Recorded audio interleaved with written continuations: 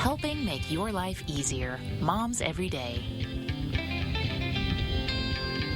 Hey there, welcome to Moms Every Day. We have Joe Evans with us today from Cabell Huntington Hospital. We're going to be talking about flu, immunizations, all that good stuff.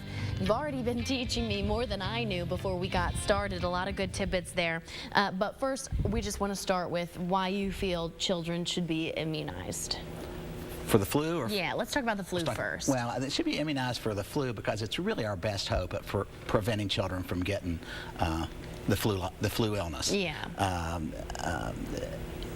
All children 6 months of age and older should have the vaccine. Right, but not before 6 months. They can't get it done then. Not before 6 months of age, correct. All right, but you made a good point that mothers-to-be, they should be getting their flu shot, and that while that doesn't cover the child in those 6 months of the first 6 months of their lives, they're always with the mom. So she's going to be covered. They're right. And importantly, too, it's protect the mother for her well-being as well. Pregnant women are actually at higher risk of getting very sick with the flu illness itself. So, yes, pregnant women should get the flu vaccine to protect themselves. But the other benefit would be if children can't get vaccinated until they're 6 months of age, we really want everybody around them being vaccinated for the flu to prevent that child from getting the flu. And who handles the child more than the mother?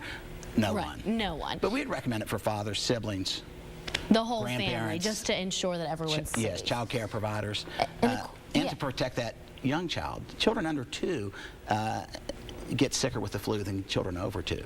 So while we want to protect all children and adolescents and adults, we really target that 6 to 24-month age group. Because how heartbreaking is it to see a child under 2 just being so sick? You know, you hate seeing anything wrong with them, but it's always just heartbreaking to see that. Oh, they're miserable, and they ache all over, and headaches, and older kids you can sort of talk into drinking a little bit more. You're not going to talk a 6-month-old into drinking more if they're sick. So yes, it's heartbreaking, and it's they feel terrible. And a good question is, how do they even work? How do immunizations work? Well, the flu vaccine's like other vaccines, and it tries to simulate the illness the vaccine does to trick your body into fighting against an illness you don't have to protect you throughout the season. The flu vaccine lasts at least 6 to 12 months.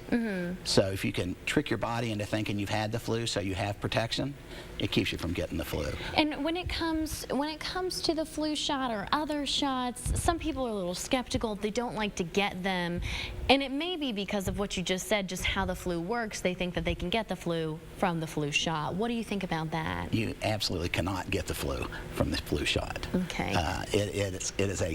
The shot itself, the vaccine can come in a shot or a nasal spray, I should say that. And the shot itself is a dead vaccine, so you can't possibly get it. Okay. But even the nasal spray, the live vaccine, is weakened to such a state that it can simulate the illness, but you don't get sick from the flu vaccine. Is that why there's so much controversy? With the flu vaccine, yes. I think people think they get the flu. Sometimes, there's some guesswork into predicting yearly what flu strains are coming along, so that's a very educated guess. Sometimes there's not a perfect match between the vaccine and the disease, so people have gotten the flu vaccine maybe in the past and didn't get protected from the flu and have been frustrated and didn't want to retake it. But let me emphasize, though, although it's not perfect, it's your best and only hope to prevent it. There you go. Hey, whoops. Well, and you were even saying, there were a lot of diseases and horrible things that we saw happen to people a long time ago that aren't happening anymore because of these shots, right? Oh my gosh, we're spoiled into forgetting how wonderful vaccination is.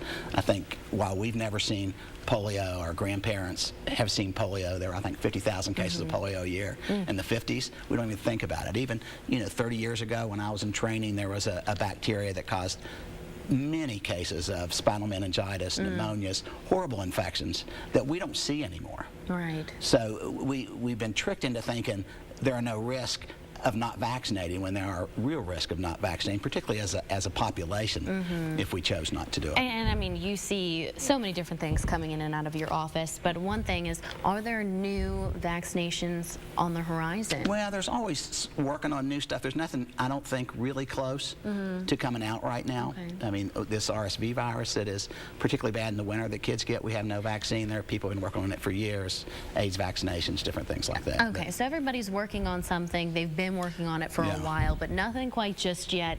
But again, you're a strong advocate for getting your immunizations, getting those shots, because your point, there are people dealing with so many things back in the past that have been saved for that. So it's just something to remember. If you need any more info, you just head to our website, WSAZ.com. You click on the Moms Everyday tab. You can rewatch our interview here, and also make sure you download our new app.